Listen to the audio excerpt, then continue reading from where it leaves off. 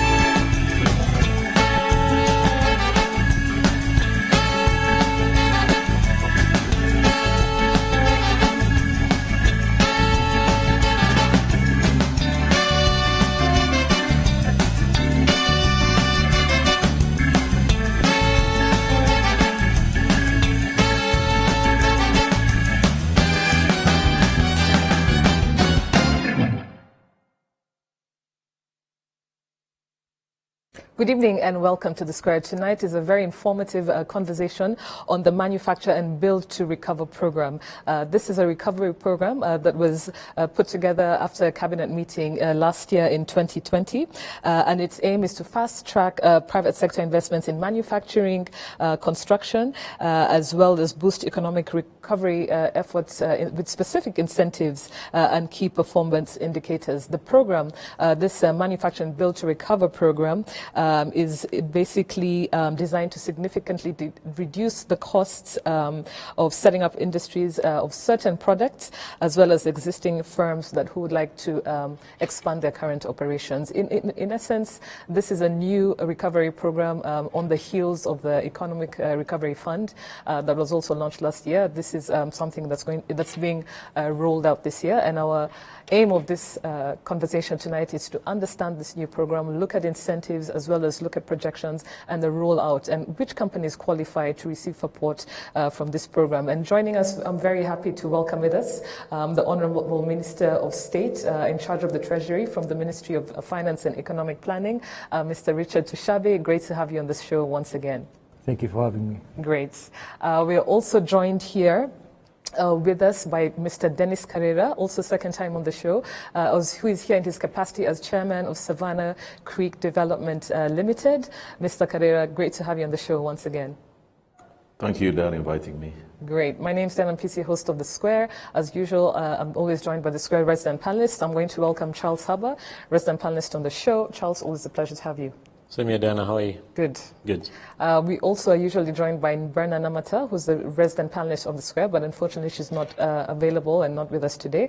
But I'm sure she'll be giving her inputs as well as watching the show. So before we begin, like we always do on the show, we have midweek highlights that our Square resident panelists share with our viewers and share with our guests. Charles, since you're the only resident panelist tonight, is there any midweek highlights you'd like to, that has caught your interest that you'd like to share with the show? Yeah, of course. Ever since COVID started, we always, on the Square here, endeavor to talk something COVID and COVID related. Excited that some regulations have been eased, especially around moving up country, and 1 more hour of operation, 2 more hours of business operations and 1 more hour of curfew. That's on the one side, but also interesting to see some fresh legs in cabinet, some more fresh than others. I think, usually basketball is one of the games that I know in the world where substitutes can go rest and come back. So I think it's coincidental that it's not coincidental that the government of Rwanda invested a lot of Richard's money in a beautiful arena. To give the basketball analogies that people warm up, they play, then the coach brings them off and brings them back in different situations after they've gotten different instructions from the coach. So which is what's happening. Which is what's happening in the Rwandan political arena. Cabinet appointments. Yes, very interesting. Yes. Very interesting, yeah. Thank you very much, Charles. I'd also like to thank our guests once again, Honorable Minister. I'd also like to thank you once again, Mr. Carrier, for joining the show. So I will kick off with just asking for, and I'll kick off the first question to you, Honourable Minister, and also go over to Dennis in case there's something he'd also like to add. Like I said earlier on, this program, the Manufacture and Build to Recover program, is coming on the heels of the Economic Recovery Fund that's aimed at, helping businesses that have been really impacted by the COVID-19 pandemic. If you could just start by telling us what the program is, what are its main elements, and how do companies qualify to receive support from this program? Thank you, Dana. Basically, I think I'll try to touch a little bit on the damage that the pandemic has caused to the economy, and hence why this program. If you look at the economic damage, socio-economic impact has really been real. 2019, we grew by about 9.5%. 2020, because of the pandemic, we are looking at, if we even really close, negative 2%. So all aspects of our economy have been hit, be it manufacturing, be it exports, be it imports, but more importantly, the health aspect of our people. Hence, the precaution measures that we've been putting in place.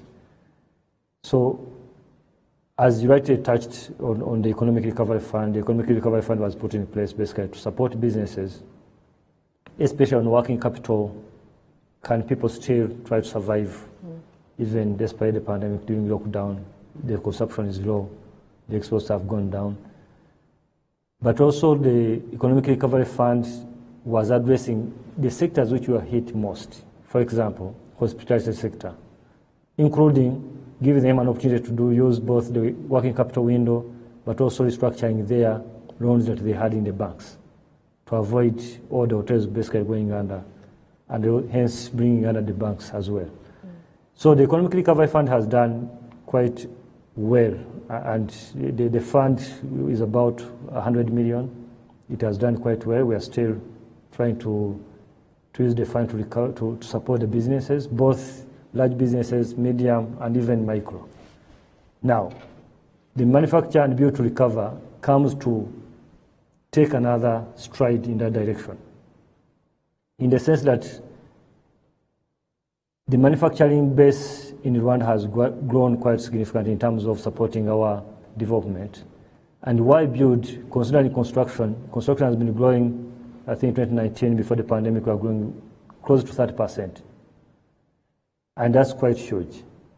So when you look at the impact, both the socio-economic impact that has even pushed more people below the poverty line, despite the social protection program the government has put in place, still people are getting below the poverty line because of the damage that the pandemic has caused. So one of the ways to accelerate the recovery is, one, to leverage on existing platforms. And one of the key platforms that is already existing, that was performing and growing very fast, is manufacturing. So we have companies that have been performing, manufacturing companies, performing possibly between 50 and 60%. So how do you leverage on that platform that is already existing to scale from 60 to 90, close to 100%? Number two, we've seen construction growing very fast and also being one of the key sectors that gets to employ many people. The pandemic hit us also on the employment side of things. I mean, employment has the highest it got was getting to close to 30%. So these two sectors that we're trying to use today, manufacture and build, employ a large segment of our population. So the moment we support manufacturing and build and construction, automatically you employ many people, then you stimulate consumption, hence protecting the people who are close to the poverty line and bouncing back faster, and hence timely recovery. So the way the structure of the program, the structure in the sense that you are going to support and give incentives that are mainly of taxation in nature.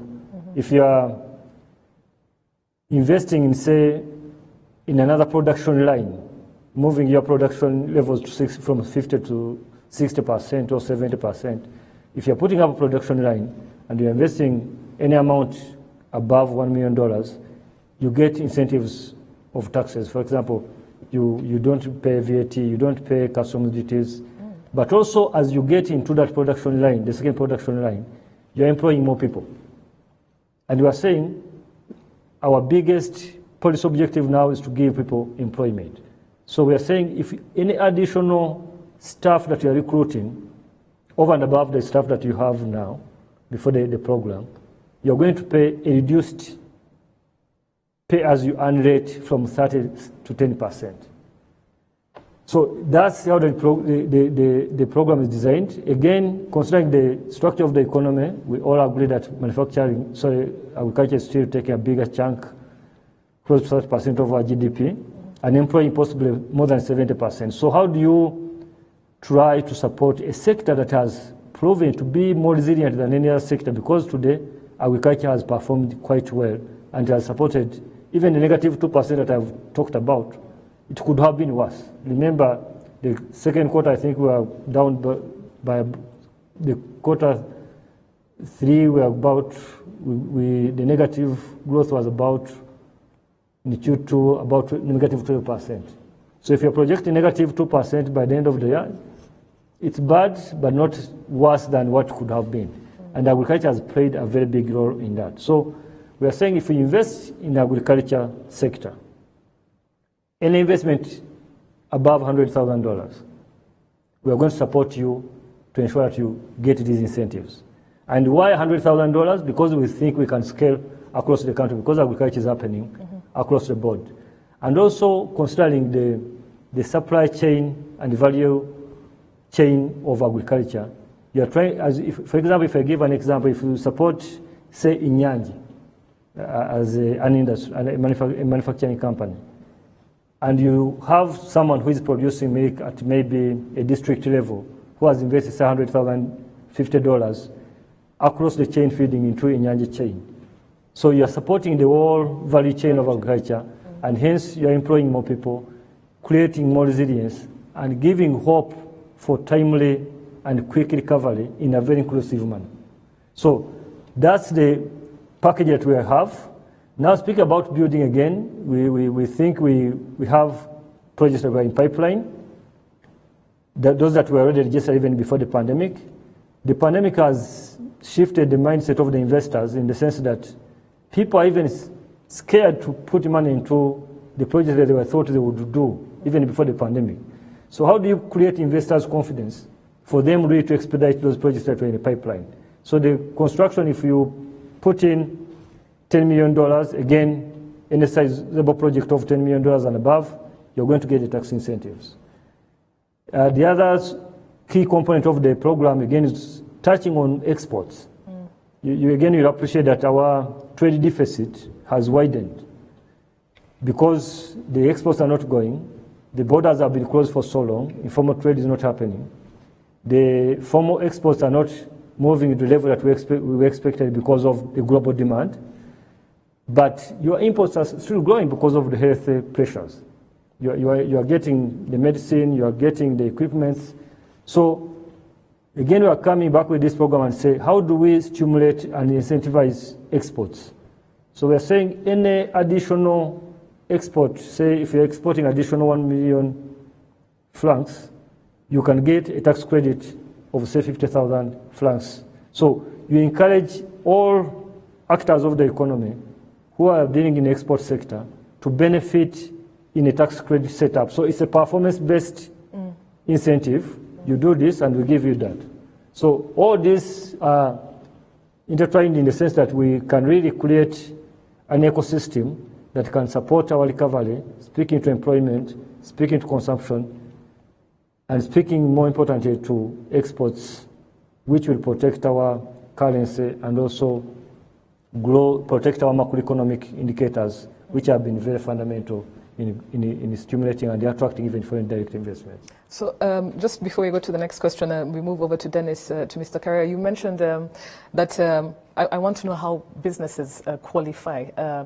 You said that this program focuses on business in the manufacturing sector, agro-processing sector, and real estate and construction. I believe those are the key sectors that it's focusing on. How, if you could just, in layman's terms, how do businesses apply, or how do they qualify to be part of this, to get support from this program? The program is driven again using our existing channels, and this time the channel is the RDB. Okay.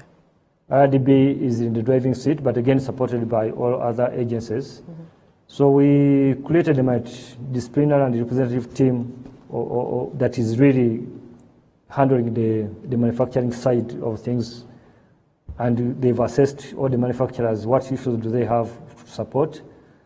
So for you to qualify, you register your investment, of course, with RDB to say, I'm putting up another production line, or I'm investing in completely a new business. Mm-hmm. This is my business plan. This is how much money I'm going to put in. And by doing that, when you qualify, the team will assess very fast, as you know, maybe within a day or two after submitting your business plan. Then you get a confirmation. The moment you get that confirmation, then we start accompanying you through the investment cycle until you realize the investment that we have. But along the way, for example, if you're importing goods outside Rwanda, or getting the goods domestically, if it is a construction project, if, for example, you're buying steel bars. If you're buying steel bars and you're qualifying for that, if you're buying steel bars locally, we shall make sure that you don't get charged the VAT on those steel bars that you're buying to put in the investment. Mm-hmm. And this time you don't even go through the VAT refund mechanism, which could also impact your working capital and cash flow. So we are saying, we stamp that you have this certificate. You get the goods from the manufacturer, who is maybe Steel Rwa, if I may use an example of Steel Rwa. You take the product, you invest, and then that is reducing the cost of investment, hence speaking to your final product and expediting the investment process. So it's a very smooth process, mm-hmm. and we're going to really make sure that we get it right, and that's why we are putting a time component on it. We are saying, let us do 18 months, but also appreciate that some of the investments might take even more than 18 months. So we might have some exceptions of investment that might cross over 18 months, and we shall also be accommodative of that. And then we see how we can expedite. But the whole essence is, can you try to make the move now to speak to the timely recovery? Because we need to recover very fast. And if you're going to recover very fast, hence the investments have to be done now. But number two, maybe something that I didn't mention is, we are trying to encourage made in Rwanda. Again, going back to steel bars. If you're going to use steel bars in the project, we are saying, please make sure you buy from Rwanda. We are really, without really sounding like we are protective of the manufacturers, you need to justify why you are going to go and buy goods from another country, yet we have a manufacturing base here. So that's another criteria that we are going to really to see if you are importing, which is going to widen again the gap that I was talking about, the trade deficit. Mm. You must justify really if that product is not readily available in the economy. Absolutely. So hence supporting the manufacturing base and growing the employment there. It's exciting times ahead, especially for businesses that have been hit by this pandemic, and I think it's also very timely. And also, between ERF and just the program right now, it really shows that our government is really, the heads on the table, trying to think out of the box and come up with as many, recovery programs as possible. I'd like to go to you, Mr. Carrera. You wear many hats, but you're here as the chairman of Savannah Creek Company. And correct me if I'm wrong, I believe it's in the real estate and construction sector. What are your expectations as someone in the private sector from a program like this that has been rolled out, not only in terms of recovering from the COVID-19 pandemic, but also expanding possibly even post-COVID-19? Thank you, Dan. Let me start by appreciating government and the decision they made to come up with a manufacture and build recovery program. This is one of the best things of this year, to be honest. There's few jokes that go on outside here. People tend not to count 2020. We consider it as a dead year, and when some of us are doing our numbers and things, we now of late we delete 2020 because there's no story about 2020 other than a drop in the economy, a drop in performance of every sector of the economy, pretty much as the Honourable Minister said. Our expectations, let me start by saying that I will be a beneficiary, definitely. Savannah Creek Development Company is one of the beneficiaries. And let me also make a call as I start that we in the private sector need to come close to government as much as we can and bring out the issues that we are meeting rather than sit behind and complain and expect that government will identify your problem, find you where you are, and solve it. And I'm glad my team and I have made a step forward to go to government and make some suggestions. What are our expectations as we get into this implementation of this program? As developers, clear, and as the Minister pointed out earlier, we are a big employer, and we create over, I would think, more than 20% of employment is easily provided under the construction sector. Now, how does this program now come in handy into our activities?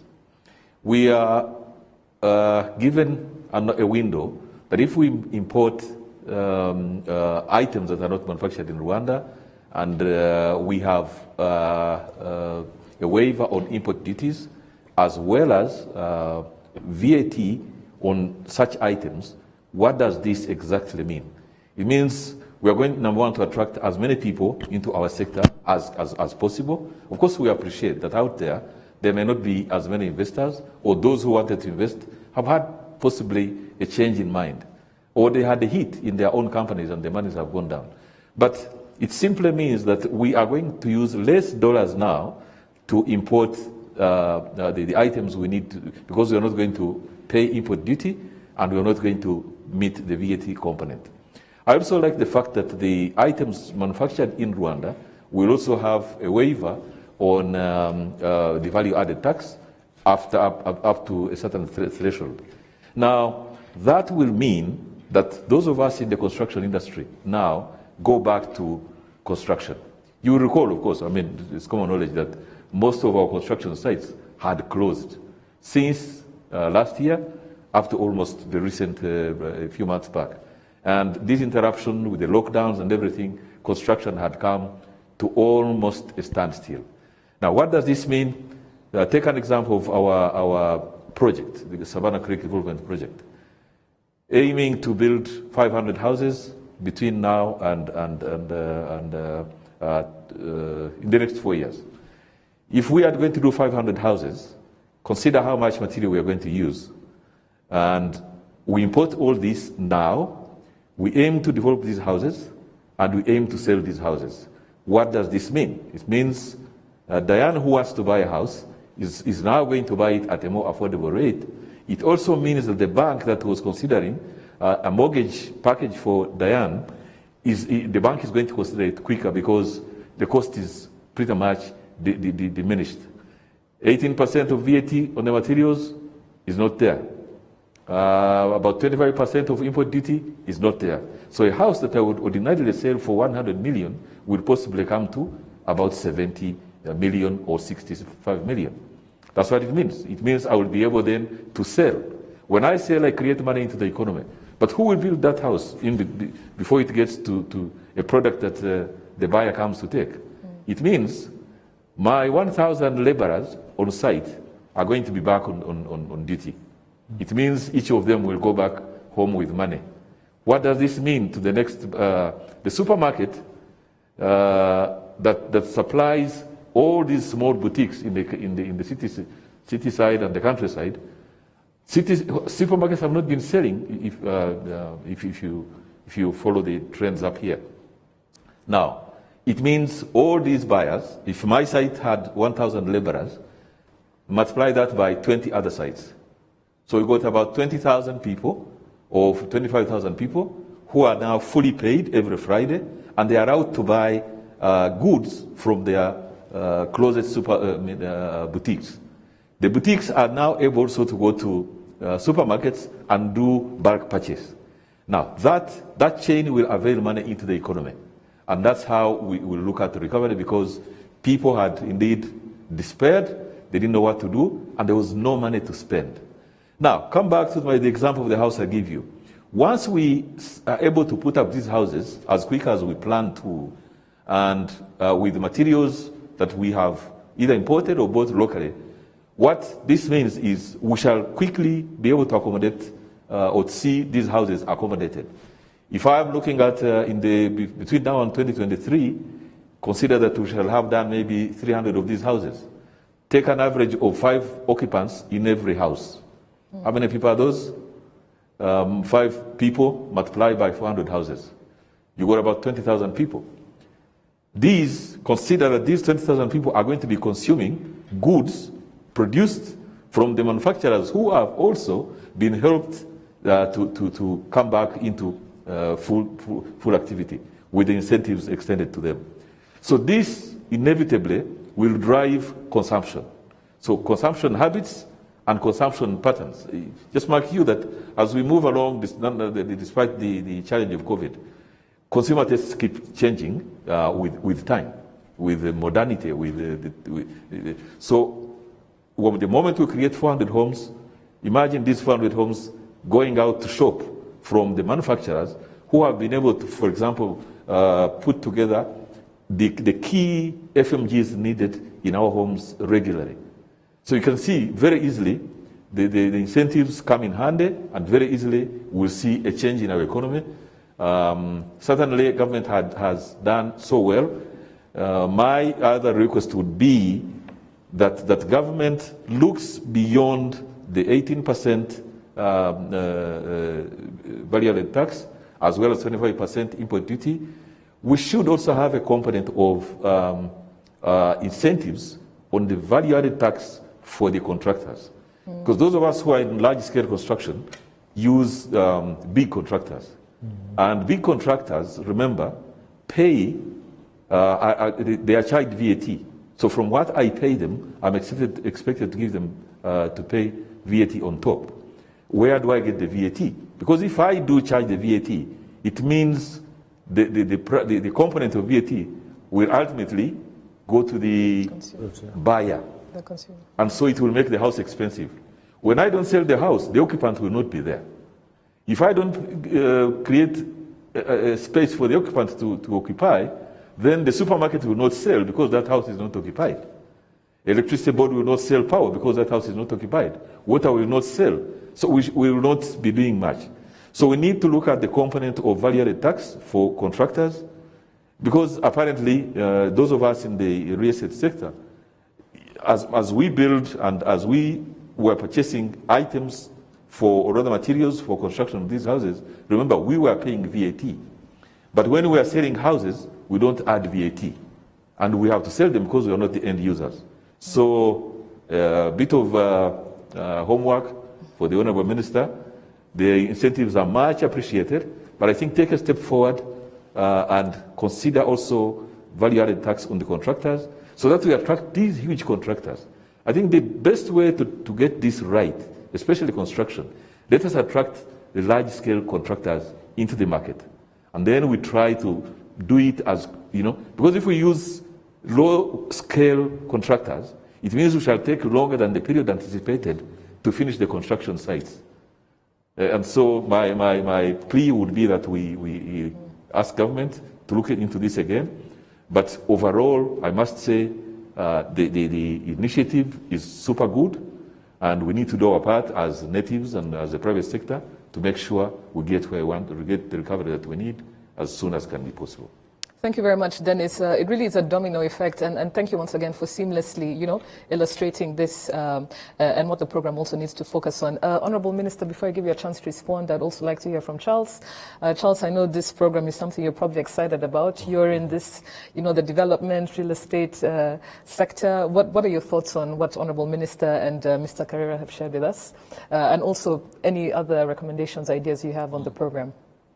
Yeah, of course, just like Mr. Carrera has said, I think it's an extremely timely incentive, and giving credit where it's due. I think Rwanda works, Rwanda listens, and I think it's extremely fantastic. The multiply effect, there's no need of repeating it over and over again. It's learned, it's hard, it's whatever.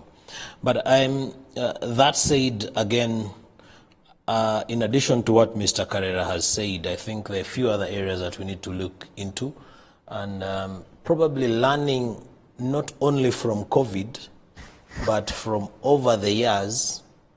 In the first instance, so a few years ago, we did have incentives for the construction sector in general. A few years later, those were removed and were left for the affordable housing sector. And those were predominantly around infrastructure incentives, and only for the affordable housing sector. Now, even though they were left only for that sector, that did not spur as many houses as we wanted to build. And I think at the time we wanted to deliver about 1,000 units per year. We did not get to that. So the point I'm trying to raise, I think we were very, very quick to remove those incentives. I'm glad that we have come back to realize that, and that's one of the beauties about COVID, that we have come back to realize that we were quick to remove those incentives. So that's one thing. The second thing is I'm a little bit concerned, and I think the government should relook into this 18 months window. I really want to get clarification on this, because just going by the figures that Mr. Carrera has said, he intends to deliver 500 units within, 400 units within a period of 4 years. By quick math, that is 100 units per year. And that's just one developer. So then I ask myself, the 18 months, just to give you an idea of a development phase, for you to get ready for submission or for a building permit, when you've done your thorough, detailed studies, ready for submission to understand that a toilet measures 1 meter by 0.75. How long it will does not that take you less than 8 months. Yes, detailed study for a project of scale would not take you that. What's the easiest thing to do is to get the building permit. But for you to do the detailed study for a project of scale, and a project of scale, I'm talking about at least 100 units. So I think this is something that needs to be looked into. The 18 months window is a very, very small window. If you're talking of a project of scale, Mr. Carrera will probably tell you it's taken them definitely more than 18 months to plan Savannah Creek, just to plan. Yeah, so planning is the time that takes the longest time. Yeah, so I think that's something that needs to be relooked into. Then I'm glad that they are combining manufacturing with the construction sector, for the simple reason that if you look at from land all the way up to moving into the house, and you look at all the components in there that are made in Rwanda, it will be the land, of course, it is made in Rwanda, it is in Rwanda. It will be the stone, it's the aggregate, and then you start struggling from there onwards. Even the labor, with the exception of unskilled and semi-skilled, you begin struggling. Right? So then you go to cement, you will struggle. I mean, for crying out loud, during the pandemic, during the full lockdown, the government of Rwanda embarked on a very aggressive program to build classrooms. We could not afford we could not have enough cement that was produced locally to avail, to satisfy the market. So, and that's just one component. Go to steel, it's extremely painful when you go to the finishing materials. It's even more painful when you go to our industrial parks, all of them wherever they are across the country, and you look at the components that we have that are really made in Rwanda. So it's a very positive thing, but I think realism should set in. That we want to be as made in Rwanda as possible, but at the same time, studies show us that we need to cover the gap. We need about 340,000 units, and this is a 2011 housing study. Before Diana, you could afford a mortgage. So you can imagine what the demand is today. Yeah. So I think realism is one thing that we need to look into. But I think giving credit where it's due, there are steps in the right direction. So, Honourable Minister, obviously the private sector, from between Charles and Mr. Carrera, asking you this is also a very valid question. Capacity for locally made products, tax incentives also for real for big contractors, that sort of thing, as well as the time frame. What's your response to some of these interventions? Well, I think they are very valid concerns, and I like the interventions both from Kale and Abba. One, maybe I need to clarify something here. The time, when do you start counting the 18 months? I think that's very important. You start counting upon getting all the prerequisites. If it is construction, you have the construction permit given. So we're not counting from today.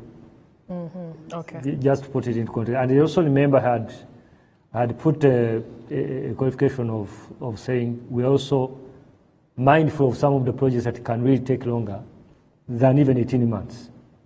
So, actually, you said that in the beginning. Yes, so that one is also something that we're ready to consider. But coming back to, I think, to the question that Kalera raised about the subcontractors. It's a big contractor, maybe you have exemption, but the subcontractor does not have exemption.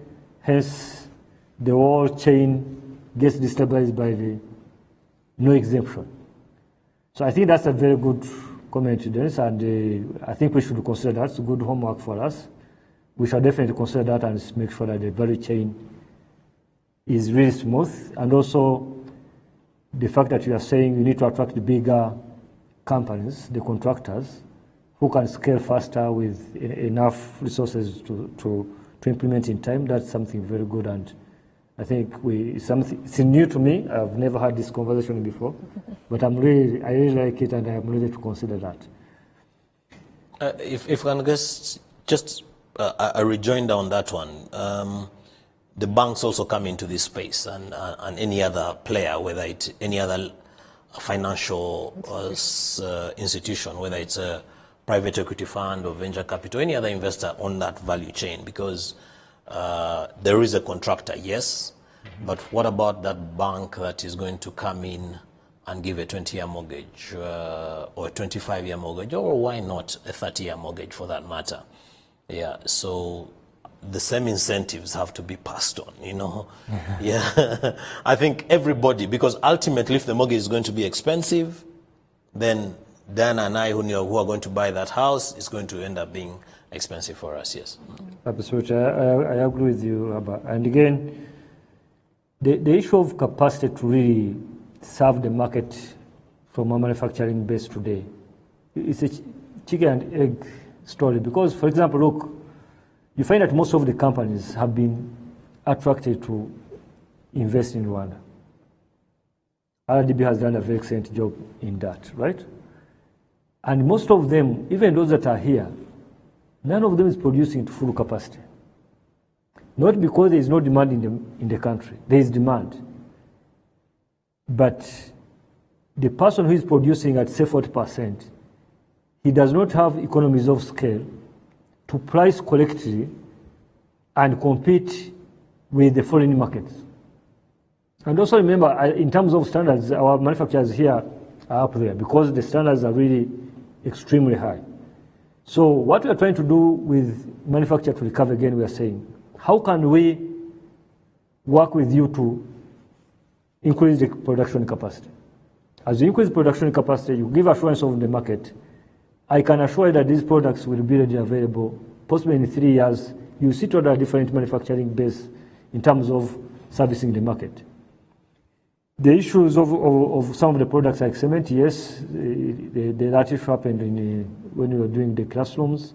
But again, after another investment, manufacturer in the investment in the cement, Prime Cement now, you can see with Simerwa and Prime Cement, they are trying to service the market, but the demand on construction is, I think we are growing by close to over 100,000 tons per year additional in the market. So that's quite huge. So you should see this as an opportunity and say, how can I really be part of this and try to make money? So what we've learned with COVID, like you're saying, is as you try to design solutions, try to do a value chain approach.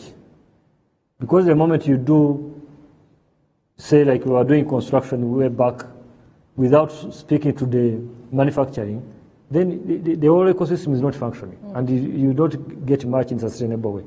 Yes, you get a few projects being done on imports, and then you stop, and then you don't see growth next year. But the moment you do the chain, then you see a chance of sustainable growth. So I think that's where we're going to focus. But maybe I should mention this as well. You mentioned about the banks. We've also gotten to understand and see the investor confidence dropping globally in terms of foreign direct investments.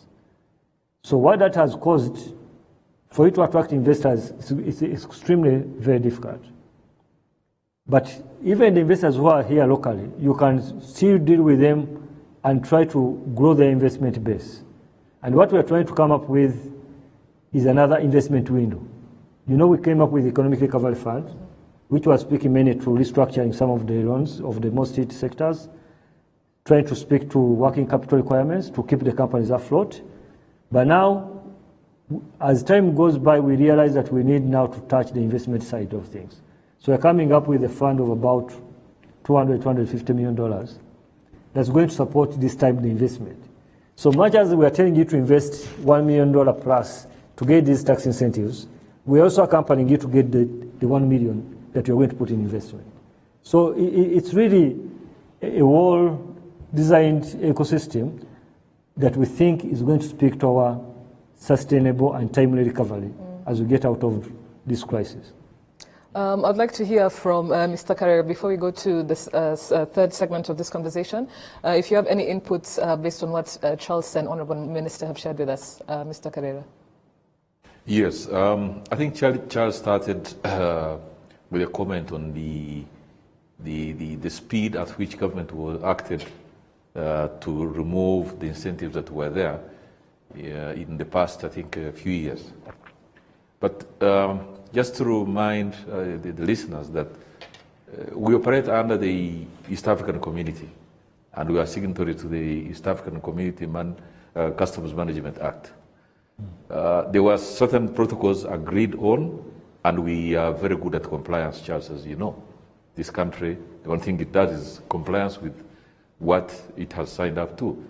Now, those incentives, as far as I remember we went 7 years ago when we applied for them and got them, we were stopped at some point because the other members of the East African Community were complaining that Rwanda is extending significant sums of incentives, and they are not extended in other member states of the community, and so it is a problem.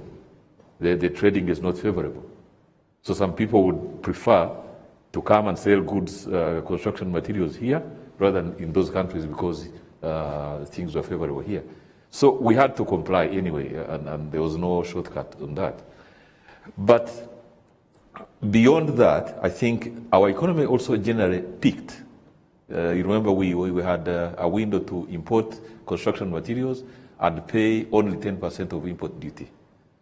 To me, that wasn't so bad. And the timing at which government removed it completely, of course, we had to comply with what we signed up to in the community. But on the other hand, we had to look at how are we picking the pace? Were the developments picking up? Yes.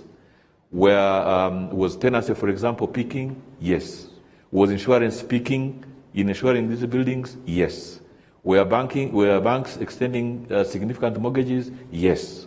As a matter of fact, if you look at the non-performing loans in the banking sector, what I read from different reports from different banks, it hasn't been bad. People will talk of 10%, 6%, 3%, bad loans. And you know that banks were quite exposed in infrastructure projects. Most of the housing you see in Kigali, the shiny city that we live in, I definitely believe that over 85% of the houses you see around are all mortgages. So the trend wasn't bad. Just unfortunate that COVID came at the wrongest time, and nobody expected this would come. But the other thing I'm glad about is that I think 2 days ago or yesterday, government came up with another idea and decided to defer property tax at this particular time. Property tax is a lot of money, to be honest. I'm the Honorable Minister. When I say this, I'm speaking like one of those who have large-scale property. Property that will call for $100,000 of tax is not simple. When during the pandemic, you have lost 40% of the tenants. So how is it going to work, basically? So one of the things I liked quite yesterday or the other day was that our government came up with this idea that, okay, deferral of property tax, let it be paid at some other point when actually people can pay. Let's make it easy for our tenants now to come back. In one of the buildings we operate up here, we still have about 20% of the people unable to return to work because their partners in Europe failed completely to resurrect. Others closed shop completely. Others are hoping to resume, maybe slowly. Others have changed course of business from being an office occupants to something different. And plus policy now, COVID policy that, use as fewer people as you can in office space. So those of us in the construction sector have a bit of a challenge with occupancy. Look at arrivals at the airport. If you consider the arrivals that we had 4 or 5 years ago, even recent as a year ago, just before COVID, the arrivals and consumption in hotels for that matter, because arrivals usually create clientele for hotels, and hotels creates clientele for supermarkets.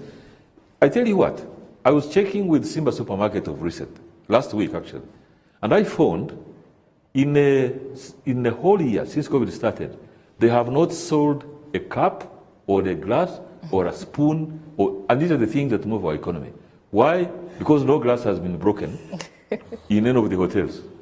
No cups have been broken. Why? Because there are no clients. Why? Because the airport has not. So the pandemic has had those serious effects. So for us now in this situation, I like the idea that government has come out with, let's focus at which particular sectors would, move this whole thing quickly.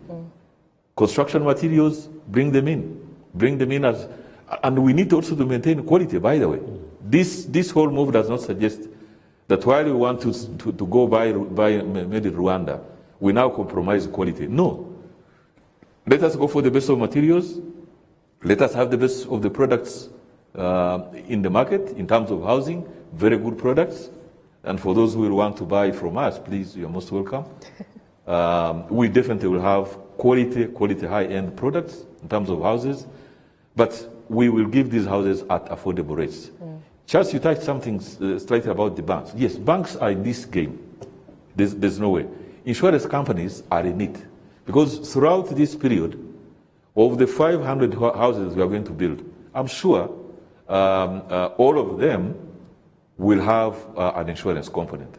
So the insurance companies will also pick up from there. Banks will have a large component.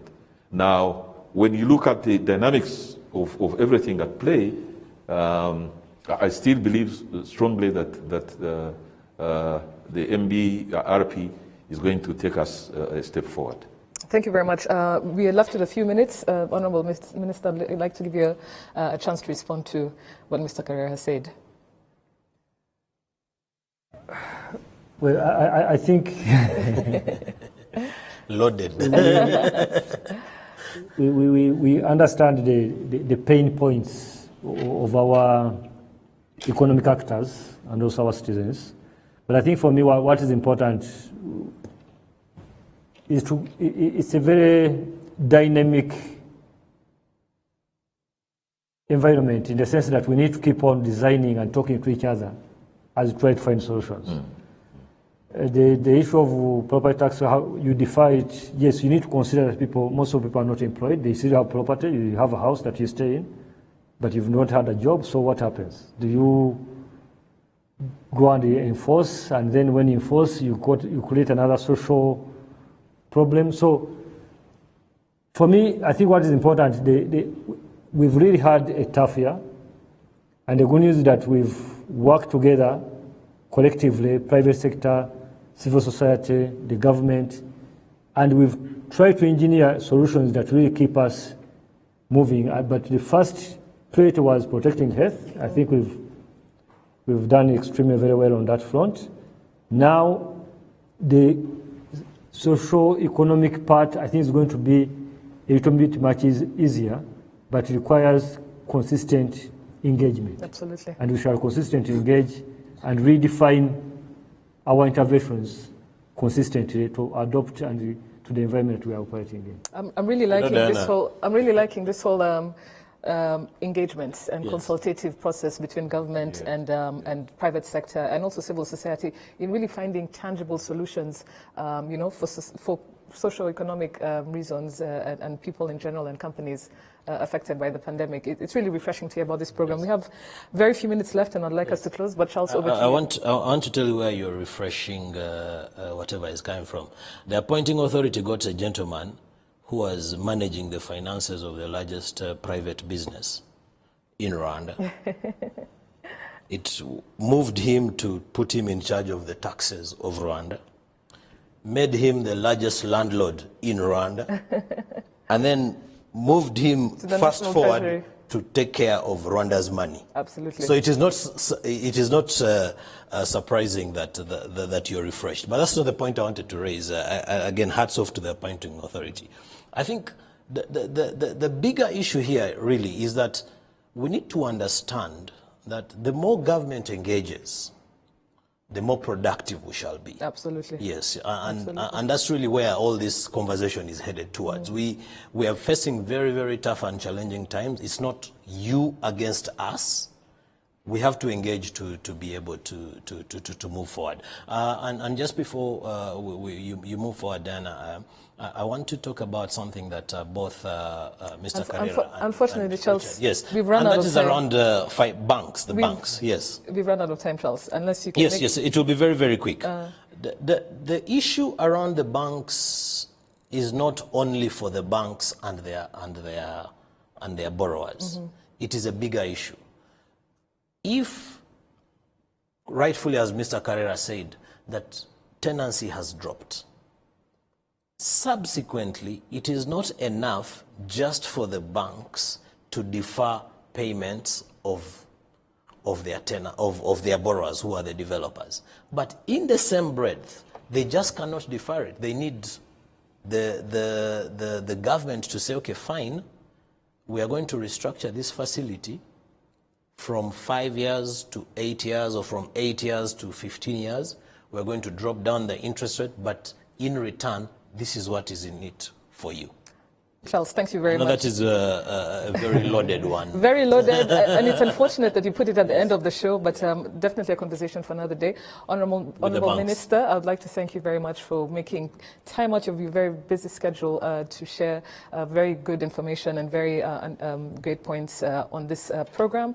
Mr. Carrera, thank you very much once again, also on behalf of the private sector, sharing your interventions. Charles as well, thank you very much. So viewers, keep the conversation going using #TheSquareRW, as you can can see on your screen. Also, I would like to thank our partners, Uzi Collections, as always, and Bourbon Coffee. These are made in Rwanda products. And to our viewers, I'd like to thank you very much. We've come to the end of the show. Not enough time left, as usual. But we'll be here again next week. Have a good night, and thank you. Thank you.